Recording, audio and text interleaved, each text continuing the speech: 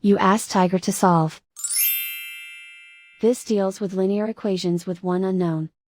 The final result is x equals 12. Let's solve it step by step. Simplify the expression. Expand the parentheses. Simplify the arithmetic. Group all constants on the right side of the equation. Add 15 to both sides.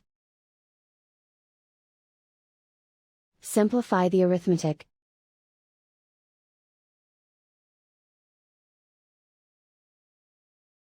Isolate the x. Divide both sides by 5. Simplify the fraction.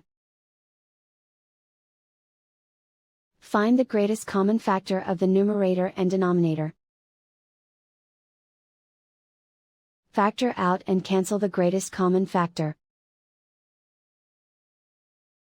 And so the final result is x equals 12.